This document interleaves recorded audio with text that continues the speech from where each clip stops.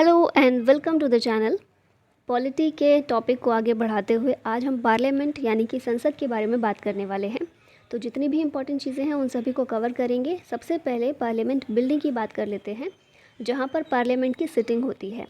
ठीक है, तो इस जो हमारी अभी प्रेजेंट में पार्लियामेंट बिल्डिंग है, जहाँ पर जो अभी सेशन चल रहा है वो जहाँ होता है, इस बिल्डिंग की बात की जाए तो ब्रिटिश आर्किटेक्ट्स थे एडविन लुटियंस और हर्बर्ट बेकर।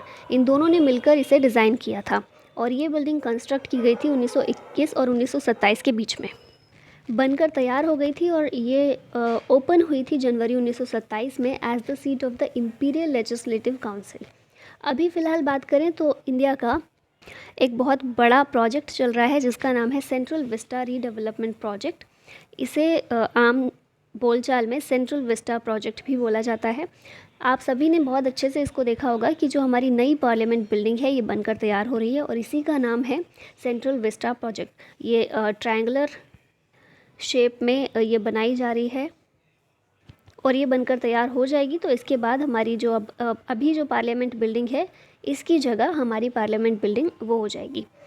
ठीक है, अब ये कंस्ट्रक्ट किसके द्वारा किया जा रहा है, जिसे हिंदी में हम लोग बोलते हैं ठेका किसे दिया गया है ना। तो ये है टाटा प्रोजेक्ट्स लिमिटेड। जो बिड हुई थी ना, नीलामी हुई थी, उसमें टाटा प्रोजेक्ट्स लिमिटेड वो नीलामी जीता था। और कितनी कॉस्ट पर? 881.90 करोड़। ये जो हमारी पार्लियामेंट बिल्डिंग बन रही है अभी नई, इसमें हमारे जो भी एंशियंट से लेकर अभी तक जो भी हमारी संस्कृति है उस सभी को इसमें शो किया जा रहा है। ठीक है, from Vedas to yoga to Upanishad, Sufi and folk culture, Kabir Panth, इन सभी को जो नई पार्लियामेंट बिल्डिंग है उसके इंटीरियर का पार्ट बनाया जाएगा। अभी 3 मेन थीम्स रखी गई हैं, एक लोकसभा चैम्बर के लिए, एक राज्यसभा चैम्बर के लिए और एक सेंट्रल लॉन्ज जो होगा। इन तीनों जगहों के लिए 3 मेन थीम्स रखी गई हैं। कौन सी हैं वो? लोटस, पिकॉक और बनियान ट्री। और आपको याद होगा कि ये सभी जो हैं हमारे नेशनल सिंबल हैं। ठीक है, लोकसभा चैम्बर जो है इसकी थीम है national bird peacock, Rajya Sabha chamber की थीम है नेशनल फ्लावर लोटस, और इसके अलावा जो सेंट्रल लॉन्च कोर्टयार्ड है ये इसका जो थीम होगा नेशनल ट्री बनियान जो है वो इसका थीम होगा। जो हमारा नेशनल एम्बलम है वो बीच में रखा जाएगा न्यू पार्लियामेंट के, और वो जिसकी स्थापना ऑलरेडी की जा चुकी है और वो काफ़ी विरोध का या फिर आलोचना का कारण भी बना था। इसके अलावा जो वॉल्स होंगी नई पार्लियामेंट बिल्डिंग की, उसमें श्लोकास जो हैं, हमारे श्लोक हैं जो उपनिषद में वेदास में जो श्लोक दिए गए हैं उन सभी को अंकित किया जाएगा। बहुत सारे एक्सपर्ट्स हैं जो ये बिल्डिंग तैयार करने में अपना योगदान दे रहे हैं। बहुत सारे एकेडमिशियंस हैं, हिस्टोरियंस हैं, आर्टिस्ट हैं, जो सभी मिलकर अपना योगदान इसको तैयार करने में दे रहे हैं। जो ये नई बिल्डिंग है इसके आर्किटेक्ट कौन है? बहुत इंपॉर्टेंट। हमने पुरानी के देखे थे, वो ब्रिटिश आर्किटेक्ट थे। अभी ये नई वाली बिल्डिंग जो बन रही है इसके आर्किटेक्ट हैं बिमल पटेल। ठीक है, इनका नाम याद रखिएगा। ये बात हो गई नई पार्लियामेंट बिल्डिंग के बारे में। अब बात करते हैं लोकसभा की। अच्छा, ये शुरू करें इससे पहले एक चीज़ की, जब हम पार्लियामेंट की बात करते हैं तो पार्लियामेंट 3 चीज़ों से मिलकर बना होता है। एक है लोकसभा, एक है राज्यसभा और एक है प्रेसिडेंट। ठीक है, तो इन तीनों को मिलाकर कहा जाता है पार्लियामेंट। ठीक है, तो कभी पूछा जाए पार्लियामेंट में कौन कौन से पार्ट हैं, तो सिर्फ लोकसभा और राज्यसभा नहीं है, प्रेसिडेंट भी पार्लियामेंट का हिस्सा होते हैं। तो सबसे पहले बात करते हैं लोकसभा की। लोकसभा या फिर इसे हाउस ऑफ पीपल भी कहा जाता है। इसमें मैक्सिमम स्ट्रेंथ कितनी है, कितने सदस्य हो सकते हैं मैक्सिमम? तो 550। जनवरी 2020 तक 552 हुआ करते थे, लेकिन 104th कॉन्स्टिट्यूशनल अमेंडमेंट एक्ट 2019 लाया गया, जिसके ज़रिए 2 जो एंग्लो इंडियन मेंबर्स नॉमिनेट किए जाते थे वो चीज़ को ख़त्म कर दिया गया है। तो इसीलिए अब जो स्ट्रेंथ है 550 है। लोकसभा का मेंबर बनने के लिए क्या योग्यता होनी चाहिए? तो भारत का सिटीज़न होना चाहिए, भारत का नागरिक होना चाहिए वो व्यक्ति, और इसके अलावा 25 साल की उम्र उसकी हो चुकी हो। ठीक है, 25 से कम का कोई व्यक्ति नहीं होना चाहिए। टेन्योर कितना होता है लोकसभा का? तो 5 साल के लिए लोकसभा के मेंबर्स चुने जाते हैं। और इसके अलावा लीडर ऑफ अपोजिशन भी होता है लोकसभा में, जो ऑफिशियली अपोजिशन को लीड करता है। नेक्स्ट बात करें राज्यसभा की, तो राज्यसभा की जो मैक्सिमम स्ट्रेंथ है कितनी होती है? 250। ठीक है, लोकसभा की 550, राज्यसभा 250। कौन से आर्टिकल में कहा गया है? तो आर्टिकल 80 याद रखिएगा। इसमें कहा गया है कि जो upper house of the parliament है, इसमें मैक्सिमम परमिसिबल स्ट्रेंथ 250 होगी। अब इन 250 में से 238 मेंबर ऐसे होते हैं जो स्टेट्स के रिप्रेजेंटेटिव होते हैं, स्टेट्स और यूनियन टेरिटरीज़ के, और साथ ही में 12 मेंबर्स ऐसे होते हैं जो नॉमिनेट किए जाते हैं बाय द प्रेसिडेंट।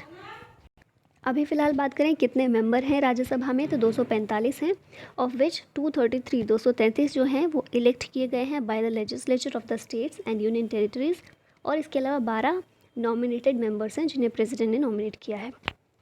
राज्य, ये चीज़ याद रखिएगा, राज्यसभा के जो चेयरमैन होते हैं वो वाइस प्रेसिडेंट होते हैं, ठीक है। तो जो वाइस प्रेसिडेंट ऑफ इंडिया होंगे वही एक्स ऑफिशियो चेयरमैन होंगे राज्यसभा के। एक्स ऑफिशियो का मतलब क्या होता है कि कोई व्यक्ति किसी और पोस्ट पर है, लेकिन उस पोस्ट पर रहते हुए वो ऑटोमेटिकली किसी और पोस्ट का भी हेड बन जाता है, ठीक है, या कोई और पोस्ट भी उसको खुद ब खुद ही मिल जाती है। तो इसी तरह से जो भी वाइस प्रेसिडेंट ऑफ इंडिया होंगे वो अलग से उनको राज्यसभा का चेयरमैन चुनने की ज़रूरत नहीं पड़ेगी, वो खुद ब खुद ही एक्स ऑफिशियो चेयरमैन बन जाएंगे राज्यसभा के। इसके अलावा एक चीज़ ये भी याद रखिएगा कि हमें पता है लोकसभा में जो चुनाव होते हैं SC STs के लिए, वहाँ पर रिजर्वेशन प्रदान किया गया है, महिलाओं के लिए नहीं है, जिसकी बात चलती रहती है कि होना चाहिए। खैर, SC STs के लिए राज्यसभा में कोई भी रिजर्व सीट नहीं है, ठीक है। इसके अलावा कुछ फैक्ट्स हैं यहाँ पर जिन्हें आप याद रख सकते हैं, जैसे कि करंट चेयरमैन ऑफ राज्यसभा हैं वेंकैया नायडू, जो हमारे वाइस प्रेसिडेंट भी हैं, और क्योंकि इनका टेन्योर भी अब समाप्त होने वाला है एज वाइस प्रेसिडेंट, तो अब वाइस प्रेसिडेंट के चुनाव भी आपको देखने को मिलेंगे जैसे अभी प्रेसिडेंट के हुए थे। इसके अलावा करंट डेप्यूटी चेयरमैन राज्यसभा के हैं Harivansh Narayan Singh. First chairman of Rajya Sabha कौन थे? Doctor S Radhakrishnan. First deputy chairman of Rajya Sabha थे SV Krishnamurthy Rao. Longest serving chairman of Rajya Sabha ये थे मोहम्मद हामिद अंसारी, और shortest serving chairman of Rajya Sabha ये थे VV गिरी। अब कुछ चीज़ें आगे आपको देखने को मिलेंगी। जब पार्लियामेंट की प्रोसीडिंग होती है तो कुछ ऐसे वर्ड्स होते हैं जो बार बार आपको सुनने को मिलते हैं, और न्यूज़ में तो बहुत ज़्यादा वो रहते हैं, जैसे कि सत्रावसान हो गया है या फिर स्थगन हो गया है, ठीक है। तो इस तरह के वर्ड्स को हम समझने की थोड़ी सी कोशिश करते हैं। सबसे पहला वर्ड है हमारे पास एडजर्नमेंट। एडजर्नमेंट, इसे हिंदी में कहते हैं स्थगन। स्थगन में क्या होता है? एक निश्चित समय के लिए, स्पेसिफाइड टाइम के लिए जो बैठक होती है उसे निलंबित कर दिया जाता है, सस्पेंड कर दिया जाता है।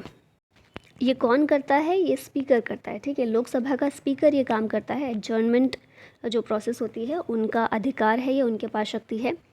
तो ये हमने देख लिया, जो भी सिटिंग में काम चल रहा है उसे सस्पेंड कर देना। कितने टाइम के लिए किया जाता है? तो कुछ घंटों के लिए भी हो सकता है, कुछ दिनों के लिए भी, या कुछ सप्ताह के लिए भी ये हो सकता है।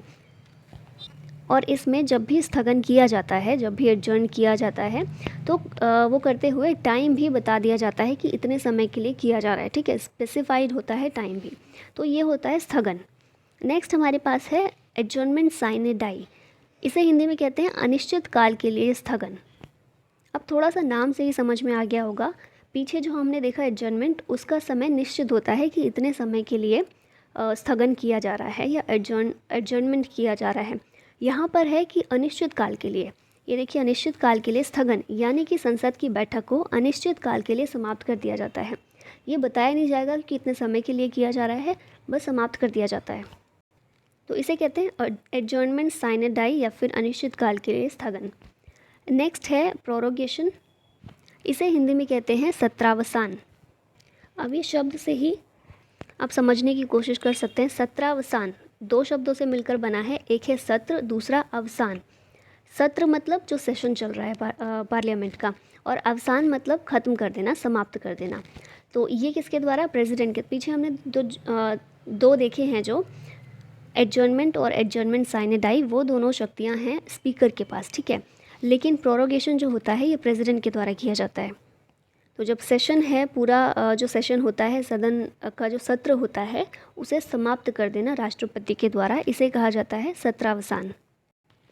तो ये सत्रावसान, अगर सत्र का एंड हो रहा है, जैसे कि 3 सत्र होते हैं, 3 सेशन होते हैं, बजट, मानसून और विंटर सेशन, तो कोई भी सेशन है वो ख़त्म हो रहा है तो ऑर्डर पास कर दिया जाता है कि इस सेशन की सीटिंग यहीं ख़त्म होती है, अब नेक्स्ट सेशन में हम लोग मिलेंगे। या फिर एक तरीका ये भी होता है, इस आधार पर भी किया जाता है कि जब हमने देखा पीछे कि अनिश्चित काल के लिए स्थगन किया गया है, तो उस स्थगन के कुछ दिनों के बाद ही राष्ट्रपति क्या करते हैं, सत्र का सत्रावसान कर देते हैं, प्रोरोगेशन कर देते हैं। ठीक है, नेक्स्ट वर्ड है हमारे सामने डिसोल्यूशन। डिसोल्यूशन होता है विघटन। विघटन मतलब समाप्त कर देना। तो ये कब किया जाता है, जब लोकसभा का टाइम पीरियड ख़त्म हो गया है। लोकसभा के मेंबर्स कितने साल के लिए चुने जाते हैं, 5 साल के लिए। तो जब ये 5 साल पूरे हो गए हैं, उस समय पर लोकसभा का विघटन कर दिया जाता है। तो जो सदन का जीवन है वो समाप्त हो जाता है और फिर उसके बाद आम चुनाव होंगे दोबारा से, और आम चुनाव होने के बाद नए सदन का फिर से गठन होगा। ठीक है, तो ये होता है विघटन। कई बार 5 साल पूरे होने से पहले भी विघटित कर दिया जाता है। वो तब किया जाता है जब सरकार के खिलाफ अविश्वास प्रस्ताव पास हो चुका हो। ठीक है, अविश्वास प्रस्ताव मतलब सरकार जो बनी हुई है, जो भी सांसद हैं उनको अब सरकार पर भरोसा नहीं रहा, ठीक है, कि वो सरकार अच्छे से चला सकते हैं। तो ऐसे में अविश्वास प्रस्ताव लेकर आया जाता है और अगर वो पास हो जाता है तो उस समय पर भी जो लोकसभा है, जो सदन है, उसे विघटित कर दिया जाता है। अब ये 2 चीज़ें और हैं जो इम्पॉर्टेंट काफ़ी हैं पार्लियामेंट्री प्रोसीडिंग के अंतर्गत। पहला है क्वेश्चन आवर। क्वेश्चन आवर क्या है, फर्स्ट आवर होता है पार्लियामेंट्री सिटिंग का। ठीक है, जब भी सांसद सारे पार्लियामेंट में जाके मिलते हैं, बैठक करते हैं, तो सबसे पहला घंटा जो होता है उसे कहा जाता है क्वेश्चन आवर। इसमें क्या होता है, नाम से ही स्पष्ट है, क्वेश्चन आवर मतलब हिंदी में इसे प्रश्नकाल बोलते हैं। तो इसमें क्या होता है कि जो मेंबर्स हैं सारे पार्लियामेंट के, एमपीज़ हैं, वो क्वेश्चंस पूछते हैं मिनिस्टर्स से। ठीक है, और मिनिस्टर्स उनका आंसर करते हैं। 3 तरह के क्वेश्चन पूछे जाते हैं, 3 तरह से, जिन्हें बोला जाता है स्टार्ड क्वेश्चन, अनस्टार्ड क्वेश्चन और शॉर्ट नोटिस क्वेश्चन। स्टार्ड क्वेश्चन होते हैं जिनका जो जवाब है वो ऑरली दिया जाता है, मौखिक रूप से दिया जाता है, और अगर मौखिक रूप से आपको जवाब दिया जा रहा है तो फिर वापस से फायर बैक भी किया जा सकता है, यानी कि वापस क्वेश्चन फिर से पूछा जा सकता है। ठीक है, जो अनस्टार्ड क्वेश्चन होते हैं वो किस तरह के हैं, तो वो उनका जवाब लिखित रूप में दिया जाता है, रिटन आंसर किया जाता है, और इन आंसर्स पर एमपीज़ वापस से कोई क्वेश्चन नहीं पूछ सकते हैं। शॉर्ट नोटिस क्वेश्चन वो हैं जिन्हें शॉर्ट नोटिस, जैसे नाम से स्पष्ट हो रहा है कि शॉर्ट नोटिस दिया जाता है इन क्वेश्चन के लिए, यानी कि 10 दिन पहले ही सूचना देनी होती है इन क्वेश्चंस की, तो इन्हें कहते हैं शॉर्ट नोटिस। उसके बाद नेक्स्ट टर्म है ज़ीरो आवर। तो ये जो ज़ीरो आवर है ये 12 बजे स्टार्ट होता है, क्वेश्चन आवर के बिल्कुल बाद वाला समय होता है जिसे ज़ीरो आवर बोलते हैं। और ये इसलिए इम्पॉर्टेंट है क्योंकि ये इंडियन इनोवेशन है। ठीक है, पार्लियामेंट प्रोसीडिंग में किसी भी कंट्री में ऐसा कुछ भी नहीं है जैसा ये भारत में है, तो भारत का इनोवेशन है ये, भारत में ही स्टार्ट किया गया है। और जो 9th स्पीकर थे रवि राय, इन्होंने इस प्रैक्टिस को रेगुलेट किया था। तो ये ये पार्लियामेंट्री प्रोसीडिंग्स में पूरी तरह से भारतीय नवाचार को दर्शाता है। अब आ जाते हैं अपने क्वेश्चंस पर। तो सबसे पहले है भारतीय संसदीय प्रणाली किस मॉडल पर आधारित है, तो ये याद रखिएगा, इंपॉर्टेंट है। पार्लियामेंट्री सिस्टम इंडिया का किस तरह का है, तो इस मॉडल को बोलते हैं वेस्टमिंस्टर मॉडल। और ये कहाँ से प्रेरित है, ब्रिटेन से प्रेरित है। पार्लियामेंट्री सिस्टम है ये, जिसे हिंदी में संसदीय प्रणाली बोलते हैं। और कौन सी प्रणाली होती है, तो एक और फेमस प्रणाली है जिसे कहते हैं अध्यक्षात्मक प्रणाली। वो कहाँ पर है, तो वो है अमेरिका में। जो अमेरिका में हम सिस्टम देखते हैं ना, उसे कहते हैं अध्यक्षात्मक। भारत में संसदीय है जो ब्रिटेन से प्रेरित है। नेक्स्ट क्वेश्चन है राज्यसभा की अधिकतम अनुमेय शक्ति कितनी है, maximum permissible strength of Rajya Sabha. हमने पीछे देखा है 250 है, ऑप्शन नंबर ए करेक्ट हो जाएगा। निम्नलिखित में से किस वर्ष पहली बार राज्यसभा का गठन किया गया था, राज्यसभा का गठन पहली बार 1952 में किया गया था। पहली बार 3 अप्रैल 1952 को ये कॉन्स्टिट्यूट की गई थी। डॉक्टर एस राधाकृष्णन जो हैं, ये पहले चेयरमैन थे राज्यसभा के, और हमारे पहले वाइस प्रेसिडेंट भी थे। जैसा बताया था कि वाइस प्रेसिडेंट जो होते हैं यही चेयरमैन होते हैं राज्यसभा के। इसके अलावा SV कृष्णमूर्ति राव ये पहले डेप्यूटी चेयरमैन थे। नेक्स्ट क्वेश्चन है, संसद संविधान के तहत भारत की राजभाषा पर प्रावधान में संशोधन कर सकती है। तो राजभाषा जो भारत की है, ऑफिशियल लैंग्वेज जो है, उसके बारे में अगर कोई अमेंडमेंट करना है संसद को तो किस तरह से कर सकती है, ये पूछा गया है। तो सिंपल मेजॉरिटी चाहिए। ऑफिशियल लैंग्वेज में कोई भी अगर चेंजेस करने हैं, कोई भी अमेंडमेंट करना है, तो विशेष बहुमत नहीं चाहिए, सिंपल मेजॉरिटी चाहिए, जिसके तहत ये संशोधन किया जा सकता है। और संविधान में कौन सा आर्टिकल है या कहाँ पर ऑफिशियल लैंग्वेज के बारे में बात की गई है? तो आर्टिकल 343 से 351 ये बात करते हैं ऑफिशियल लैंग्वेज की। और पार्ट कौन सा है ये? 17, पार्ट 17। और आर्टिकल्स हैं 343 से 351 जो ऑफिशियल लैंग्वेज के बारे में बात करते हैं। अब क्योंकि बात की हमने ऑफिशियल लैंग्वेजेस की, तो थोड़ी बात कर लेते हैं जो संविधान में लैंग्वेजेस दी गई हैं, कौन से शेड्यूल में दी गई हैं। ये क्वेश्चन आप लोगों के लिए है, बताइएगा ज़रूर कमेंट बॉक्स में। तो इनिशियली कितनी लैंग्वेजेस कॉन्स्टिट्यूशन में इंक्लूड की गई थी? 14। ठीक है, उसके बाद ये सारे अमेंडमेंट इंपॉर्टेंट है, एक बार देख लीजिए। उसके बाद सिंधी लैंग्वेज इसे ऐड किया गया था 21 अमेंडमेंट एक्ट ऑफ 1967 के द्वारा। फिर उसके बाद 71 अमेंडमेंट हुआ था 1992 में, उसके द्वारा कोंकणी, मणिपुरी और नेपाली इन 3 लैंग्वेजेस को ऐड किया गया था। अब कितनी हो गई? 18। ठीक है, यहाँ तक 18 हो गई थी। उसके बाद 92 अमेंडमेंट एक्ट लाया गया 2003 में, और इसके ज़रिए 4 लैंग्वेजेस को फिर से ऐड किया गया, बोडो, डोगरी, मैथिली और संथाली। और इसके साथ ही कितनी लैंग्वेज हो गई? 22। तो फिलहाल कितनी लैंग्वेज हैं हमारे संविधान में? 22 हैं। शेड्यूल मैंने आपसे पूछा है, वो आप लोग बताएंगे। नेक्स्ट क्वेश्चन है, निम्नलिखित में से भारत के किस केंद्र शासित प्रदेश में लोकसभा सीटों की संख्या सबसे अधिक है? Highest number of Lok Sabha seats in option में से किस में है? तो ये है national capital territory of Delhi. और दिल्ली और पुडुचेरी ये 2 ही केंद्र शासित प्रदेश ऐसे हैं जहाँ से लोकसभा में सांसद आते हैं। ठीक है, जम्मू कश्मीर हालांकि अभी यूनियन टेरिटरी ही है और वहाँ पर विधानसभा भी है, लेकिन अभी ऐसा प्रोविज़न नहीं किया गया है कि वहाँ से लोकसभा में सीटें उपलब्ध कराई गई हों। और लक्षद्वीप, इसका तो खुद का विधानसभा नहीं है, तो फिर ये काउंट नहीं होगा। अच्छा, यहाँ से आप लोग के लिए क्वेश्चन है कि आप जिस भी स्टेट से बिलोंग करते हो, आप लोग ये बताएंगे कि आपके स्टेट से लोकसभा में कितनी सीटें हैं। ठीक है, नेक्स्ट क्वेश्चन है, राज्यसभा कितने समय के बाद भंग होती है? तो राज्यसभा 6 साल का इसका सॉरी माय मिस्टेक पूछा गया है डिसॉल्व कितने समय के बाद होती है? तो राज्यसभा डिसॉल्व नहीं होती है। ठीक है, राज्यसभा के जो सांसद होते हैं, मेंबर्स ऑफ पार्लियामेंट, जो एमपीज़ होते हैं राज्यसभा के, वो 6 साल के लिए चुने जाते हैं। लेकिन क्या होता है कि राज्यसभा के 1/3 सदस्य हर दूसरे वर्ष उन्हें सेवानिवृत्त कर दिया जाता है, रिटायर कर दिया जाता है, और फिर से हर दूसरे वर्ष फिर से चुनाव होते हैं। तो इससे क्या होता है ना, 6 साल का, देखिए 6 साल का पूरा टर्म है और 2 साल, हर 2 साल में चुनाव हो रहे हैं, तो पूरी तरह से ये डिसॉल्व कभी नहीं होती है। ठीक है, तो ये परमानेंट एक सदन है हमारा। नेक्स्ट क्वेश्चन है, राज्यसभा के पदेन सभापति कौन होते हैं? तो हमने बात की थी इसकी। एक्स ऑफिशियल चेयरमैन राज्यसभा के ये होते हैं वाइस प्रेसिडेंट। नेक्स्ट क्वेश्चन है, दोनों सदनों की संयुक्त बैठक की अध्यक्षता किसके द्वारा की जाती है? तो दोनों सदनों की अध्यक्षता, जब भी जॉइंट सिटिंग बुलाई जाती है, तो जॉइंट सिटिंग बुलाई किसके द्वारा जाती है? प्रेसिडेंट के द्वारा। ठीक है, और अध्यक्षता कौन करता है? तो वो की जाती है स्पीकर ऑफ द हाउस। और speaker of the house mainly किसे कहा जाता है? लोकसभा का जो चेयरमैन है, लोकसभा का जो अध्यक्ष होता है, उसे बोला जाता है स्पीकर। तो उसी के द्वारा दोनों सदनों की संयुक्त बैठक की अध्यक्षता की जाती है। ये मैं बता ही चुकी हूँ, प्रेसिडेंट के द्वारा बुलाई जाती है जॉइंट सिटिंग। आर्टिकल 108, ये आर्टिकल याद रखिएगा, इंपॉर्टेंट है। 108 में इसके बारे में बात की गई है।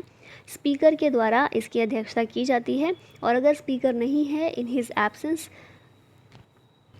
लोकसभा के डेप्यूटी स्पीकर के द्वारा इस सेशन की अध्यक्षता की जाती है, इस सिटिंग की। अगर वो भी एब्सेंट हैं, तो राज्यसभा के डेप्यूटी चेयरमैन जो होते हैं, उनके द्वारा इसकी अध्यक्षता की जाती है। राज्यसभा के, अब ये चीज़ ध्यान दीजिएगा, स्पीकर करेगा अध्यक्षता। स्पीकर नहीं है तो डेप्यूटी स्पीकर करेगा, डेप्यूटी स्पीकर नहीं है तो डेप्यूटी चेयरमैन करेगा। राज्यसभा का चेयरमैन कहाँ गया फिर? तो चेयरमैन जो राज्यसभा के होते हैं, कौन होते हैं? वो वाइस प्रेसिडेंट होते हैं ना, तो वो इसकी अध्यक्षता नहीं करते हैं, स्पीकर करेगा। स्पीकर नहीं है तो डेप्यूटी स्पीकर, और वो भी नहीं है तो डेप्यूटी चेयरमैन। ठीक है, और अगर ये भी नहीं है, अगर ऐसी कंडीशन आ जाती है कि ये भी नहीं है, तो फिर कौन करेगा? तब क्या होता है कि जो जॉइंट सिटिंग बुलाई गई है, उसमें आम सहमति से किसी भी व्यक्ति को उस सेशन के लिए चेयरमैन बना दिया जाता है। नेक्स्ट क्वेश्चन पर आते हैं, निम्नलिखित में से कौन संसद की सबसे बड़ी समिति है? इंपॉर्टेंट क्वेश्चन है। Largest committee of the parliament, ये है कमेटी ऑन एस्टिमेट्स। या हिंदी में इसे प्राक्कलन समिति भी कहते हैं। एस्टिमेट कमेटी कितने मेंबर होते हैं, क्योंकि हम लार्जेस्ट कमेटी बोल रहे हैं तो इसमें 30 मेंबर्स होते हैं और ये सारे मेंबर लोकसभा से होते हैं। तो ये जो कमेटी है, राज्यसभा की पार्टिसिपेशन इसमें नहीं है, सिर्फ लोकसभा की कमेटी है और 30 मेंबर होते हैं। मिनिस्टर्स के not be elected as member और चेयरमैन। तो इस कमेटी की एक खासियत ये भी है, एक तो लार्जेस्ट कमेटी है, सारे मेंबर्स लोकसभा से होते हैं और जो भी सरकार के मिनिस्टर हैं वो इस कमेटी के पार्ट नहीं होते हैं, ना तो वो मेंबर होते हैं और ना ही चेयरमैन हो सकते हैं। हाँ, ये जो नाम लिखा है गिरीश बापट, ये जो हैं फ़िलहाल जो हमारी है कमेटी ऑन एस्टिमेट्स, इसके चेयरमैन इस समय हैं गिरीश बापट। नेक्स्ट एक इम्पॉर्टेंट कमेटी आती है committee on public accounts, PAC। यहाँ देखिए पीछे ऑप्शंस में भी दिया हुआ है ना, तो इनके बारे में बात कर लेते हैं। Committee on public accounts committee जो है PAC, इसमें 22 मेंबर्स होते हैं। हमने देखा था एस्टिमेट कमेटी 30 मेंबर थे, है ना, इसीलिए वो लार्जेस्ट थी। इसमें कितने हैं, 22 मेंबर हैं। 15 मेंबर होते हैं लोकसभा से और 7 मेंबर होते हैं राज्यसभा से। एस्टिमेट कमेटी में सारे मेंबर्स लोकसभा के ही हैं। इस कमेटी में भी मिनिस्टर्स मेंबर नहीं हो सकते, ठीक है। जो चेयरमैन होता है इस कमेटी का, उसे स्पीकर के द्वारा अपॉइंट किया जाता है। चेयरमैन ऑफ PAC ये एक कन्वेंशन के तौर पर चला आ रहा है कि जो अपोजिशन पार्टी है, अपोजिशन लीडर है या फिर अपोजिशन पार्टी का कोई भी मेंबर है जो इस कमेटी के अंतर्गत है, जो इस कमेटी का सदस्य है, उसे ही चेयरमैन बनाया जाएगा, ठीक है। विपक्षी दल का ही होता है हमेशा इस कमेटी का चेयरमैन। इस कमेटी का काम क्या है, तो कैग के द्वारा जो 3 ऑडिट रिपोर्ट सबमिट की जाती हैं उन्हें एग्जामाइन करना इसका मेन काम है। फ़िलहाल हम देखें chairperson of the public accounts committee, ये हैं अधीर रंजन चौधरी।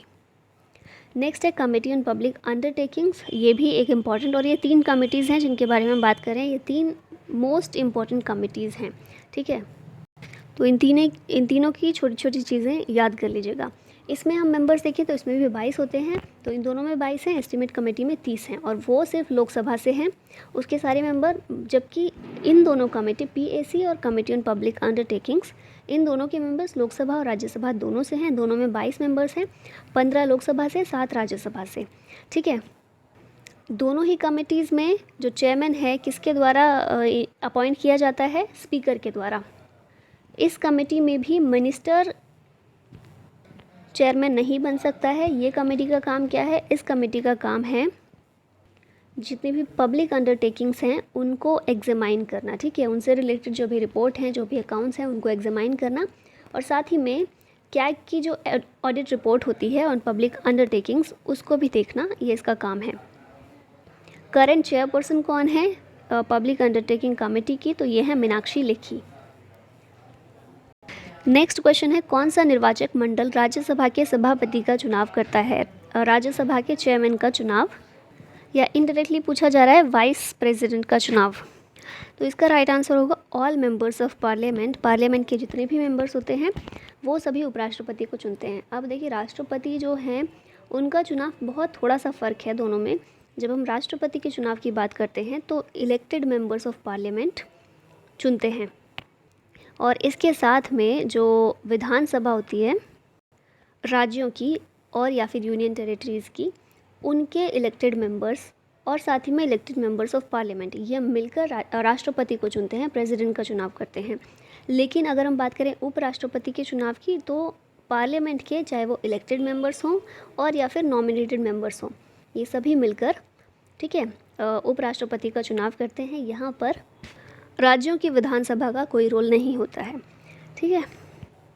और वाइस प्रेसिडेंट ही राज्यसभा के सभापति होते हैं, चेयरमैन होते हैं, तो उनके बारे में पूछा गया है। आई होप चीज़ें क्लियर हो गई हों। और इसके अलावा जो 4th शेड्यूल है, चौथी अनुसूची है, ये बात करती है राज्यसभा के लिए जो सीट्स हैं वो एलोकेट करने की बात करता है 4th शेड्यूल, ठीक है। यानी कि राज्यसभा में जो भी मेंबर्स हैं, किस राज्य के कितने मेंबर्स आएंगे राज्यसभा में, किस यूनियन टेरिटरी के कितने मेंबर्स आएंगे राज्यसभा में, ये सभी सीट एलोकेशन 4th शेड्यूल के अंतर्गत दिया गया है। नेक्स्ट क्वेश्चन है लोकसभा में पद धारण करने के लिए न्यूनतम आयु क्या है, तो ये होती है 25 साल, हमने पीछे देखा था। राज्यसभा के लिए ये उम्र होती है 30 साल। लोकसभा के प्रथम अध्यक्ष कौन थे, राज्यसभा के हमने देखे थे पीछे। लोकसभा की बात करें तो ये थे गणेश मावलंकर या जी मावलंकर। इन्हीं को फादर ऑफ लोकसभा के नाम से भी जाना जाता है। तो कई बार इस तरह का क्वेश्चन भी आता है कि फादर ऑफ लोकसभा कौन थे। तो फादर ऑफ लोकसभा ये जी मावलंकर को इस नाम से भी जाना जाता है। He was popularly called Dada Saheb. Next question है, सरकार के खिलाफ अविश्वास प्रस्ताव पेश किया जा सकता है कहाँ पर? तो राज्यसभा में, लोकसभा में, या दोनों में ही किया जा सकता है या कहीं भी नहीं। तो नो कॉन्फिडेंस मोशन, अविश्वास प्रस्ताव, अगर ये पास हो जाता है तो सरकार को इस्तीफा देना पड़ता है, लोकसभा का विघटन हो जाता है। तो ये जो मोशन है नो कॉन्फिडेंस मोशन, ये केवल लोकसभा में ही लाया जा सकता है। और ऐसा क्यों होता है? क्योंकि आमतौर पर ऐसा माना जाता है कि जो सरकार है वो लोकसभा में ही बनती है, क्योंकि लोकसभा के चुनाव और राज्यसभा दोनों में फ़र्क क्या है कि लोकसभा के जो सदस्य हैं उन्हें हम लोग डायरेक्टली चुनते हैं, है ना, आम जनता के द्वारा डायरेक्ट इलेक्शन होता है और उनको चुना जाता है। जो राज्यसभा के मेंबर्स हैं उनको इनडायरेक्टली चुना जाता है। तो ये जनता का प्रतिनिधित्व करते हैं, लेकिन उससे ज़्यादा ये राज्यों का प्रतिनिधित्व करते हैं, क्योंकि राज्यसभा का दूसरा नाम क्या है? काउंसिल ऑफ स्टेट्स, है ना, और ये क्या है? House of people. तो हाउस ऑफ पीपल जो है, सरकार किसकी होती है? लोगों की, लोगों के द्वारा बनाई जाती है। तो आमतौर पर ऐसी मान्यता है। हालांकि ये भी होता है कि राज्यसभा से अगर कोई मेंबर है वो भी प्रधानमंत्री बन सकता है, वो भी मिनिस्टर बन सकता है, लेकिन आमतौर पर ऐसा माना जाता है कि लोकसभा जो है ये हाउस ऑफ द पीपल है, लोगों की सभा है ये। तो इसीलिए यहीं पर सरकार के खिलाफ अविश्वास प्रस्ताव लेकर आया जाता है। नेक्स्ट क्वेश्चन है, लोकसभा के एक वर्ष में कितने सत्र होते हैं? तो लोकसभा के कुल कितने सेशन होते हैं? 3 सेशन होते हैं। कौन कौन से हैं? BMW हैं, बजट, मानसून, विंटर। संसद के बिना अनुमति के कितने दिनों की अनुपस्थिति के बाद संसद सदस्य, जिसे सांसद कहते हैं, उसे अयोग्य घोषित किया जा सकता है? सिंपल सी बात ये पूछी गई है कि कोई भी सांसद है वो एब्सेंट है ना, पार्लियामेंट का सेशन चल रहा है लेकिन वो लगातार एब्सेंट है कई दिनों तक। तो कितने दिनों तक वो एब्सेंट रहे कि उसको डिसक्वालीफाई घोषित कर दिया जाए? जैसे होता है ना, हम स्कूल जा रहे हैं, तो हम स्कूल नहीं जा रहे हैं या कॉलेज नहीं जा रहे हैं लगातार 3 महीने तक, 4 महीने तक, तो एंड में क्या होगा? डिसक्वालीफाई घोषित कर दिया जाएगा कि ये बच्चा आ ही नहीं रहा है, तो ये डिसक्वालीफाई होता है। इसी तरह से कितने दिन तक अगर कोई सांसद अनुपस्थित है, एब्सेंट है, तो उसे डिसक्वालीफाई किया जा सकता है। तो ये टाइम पीरियड होता है 60 दिन, यानी कि 2 महीने। ठीक है, और ये कहाँ कहा गया है? आर्टिकल 101 का जो क्लॉज 4 है, इसमें ये कहा गया है कि कोई भी सांसद है अगर 60 दिन तक अनुपस्थित रहता है लगातार, तो फिर उसे अयोग्य घोषित किया जा सकता है। और हाँ, या ये भी लिखा हुआ है संसद से बिना अनुमति के, तो इस पर भी ध्यान दीजिएगा। ऐसा नहीं है कि उसने जैसे होता है ना, हम एप्लीकेशन लिखकर छुट्टी लेते हैं, तो वैसे आप अगर आप संसद को इन्फॉर्म कर रहे हैं और उसके बाद आप अनुपस्थित हैं तो वो चलेगा, पर बिना आप अनुमति के आप इतने दिनों तक अगर नहीं जाते हैं तो ऐसा किया जा सकता है। भारतीय संविधान का कौन सा अनुच्छेद धन विधेयक की परिभाषा देता है? तो धन विधेयक इम्पॉर्टेंट टर्म है ये, मनी बिल। और जो 110 है आर्टिकल, ये बात करता है मनी बिल की। 108 कौन सा था? वो जॉइंट सिटिंग के बारे में है। मनी बिल के बारे में इम्पॉर्टेंट चीज़ ये है कि केवल लोकसभा में लेकर आया जाता है। अब इसका भी रीज़न यही है। मनी बिल क्या है? पैसे से रिलेटेड मामला। पैसा किसका है? देश का है, देश के लोगों का है, और देश के लोगों की सभा कौन सी है? लोकसभा है। तो इसीलिए पैसे से रिलेटेड जो मामला है ना, वो ज़्यादातर मोस्ट ऑफ द पावर्स जो हैं वो लोकसभा को ही दी गई हैं। तो मनी बिल भी केवल लोकसभा में इंट्रोड्यूस किया जा सकता है। इसके अलावा स्पीकर ऑफ द लोकसभा जो हैं, स्पीकर के पास ये स्पेशल पावर है कि वो किसी भी बिल को मनी बिल सर्टिफाई करें या नहीं करें। ठीक है, तो आखिरी फैसला स्पीकर का होता है। कोई भी, जैसे सरकार ने कोई बिल पेश किया और उन्होंने ये बोल कर पेश किया कि हम ये मनी बिल पेश कर रहे हैं, ठीक है, ये ऑर्डिनरी बिल नहीं है, सामान्य बिल नहीं है, मनी बिल है। तो अगर स्पीकर को ऐसा लगता है कि वाकई में मनी बिल है, तो वो उसको मनी बिल सर्टिफाई करेंगे, और अगर वो सर्टिफाई करते हैं तभी उसको मनी बिल माना जाएगा। अगर वो सर्टिफाई नहीं करते तो उस बिल को मनी बिल नहीं माना जाएगा। ठीक है, तो he has the special power regarding it. इसके अलावा प्रेसिडेंट के पास क्या, प्रेसिडेंट की क्या बात है यहाँ पर? तो प्रेसिडेंट मनी बिल को रिटर्न नहीं कर सकते for the reconsideration of the parliament. ऐसा होता है ना, ऑर्डिनरी बिल कोई गया है प्रेसिडेंट के पास साइन होने के लिए, अगर उन्हें कुछ उसमें कमी लग रही है, कुछ ठीक नहीं लग रहा है, तो वो उसको वापस से पार्लियामेंट के पास भेज सकते हैं कि आप इस पर पुनर्विचार कीजिए, ठीक है। लेकिन मनी बिल के बारे में ये चीज़ है कि पार्लियामेंट इसे वापस नहीं भेज सकते। क्यों नहीं भेज सकते? क्योंकि प्रेसिडेंट की प्रायर परमिशन के बाद ही मनी बिल को पेश किया जाता है, ठीक है। प्रायर परमिशन, पूर्व अनुमति प्रेसिडेंट इसके लिए देते हैं, और जिस बिल के लिए आप पहले से ही अनुमति दे चुके हैं, बाद में आप मतलब रोकने का या वापस भेजने का सवाल ही नहीं उठता है ना। तो इसीलिए ये रिटर्न नहीं कर सकते इसे। नेक्स्ट क्वेश्चन है, लोकसभा के अध्यक्ष का चुनाव किसके द्वारा किया जाता है? तो ये मेंबर्स ऑफ लोकसभा। अब अध्यक्ष लोकसभा का है तो लोकसभा के लोग ही चुनेंगे कि कौन हमारा अध्यक्ष होगा, तो मेंबर्स ऑफ लोकसभा। और यूजुअली जो भी सत्तारूढ़ दल होता है, जो भी विनिंग पार्टी होती है, उसी का कोई सदस्य लोकसभा का अध्यक्ष बनता है। थोड़ी और चीज़ें देखें तो ही remains in his office during the life of the Lok Sabha. जब तक लोकसभा रहेगी, यानी कि 5 सालों का कार्यकाल होता है, तो जब तक लोकसभा रहेगी तब तक स्पीकर रहेगा, अगर बीच में कोई दुर्घटना या कुछ नहीं होता है तो। और जब लोकसभा विघटित हो जाएगी, यानी 5 साल पूरे हो जाएंगे, तो जो स्पीकर है वो भी हट जाएगा, और उसके बाद जब नई लोकसभा गठित होगी तो नया स्पीकर फिर वो मेंबर्स मिलकर चुनेंगे।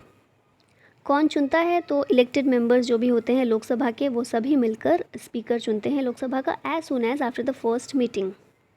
और संविधान में कौन सा आर्टिकल है जो डील करता है इस चीज़ से? तो आर्टिकल 93 जो है वो इलेक्शन के बारे में बात करता है, स्पीकर और डिप्टी स्पीकर की।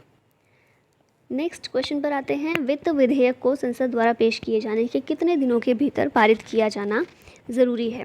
तो फाइनेंस बिल जो होता है वो 75 डेज़ के अंदर पास किया जाना ज़रूरी है। अब इसका रीज़न क्या है, ये क्यों रखी गई है समय सीमा? तो फाइनेंस बिल है ना, और फाइनेंस बिल लाया गया यानी कि कुछ फाइनेंस रिलेटेड चीज़ें उसमें रखी गई हैं कि कहाँ सरकार को खर्चा करना है, और इस खर्चे के लिए पैसे निकालने हैं, इतने पैसों की ज़रूरत है।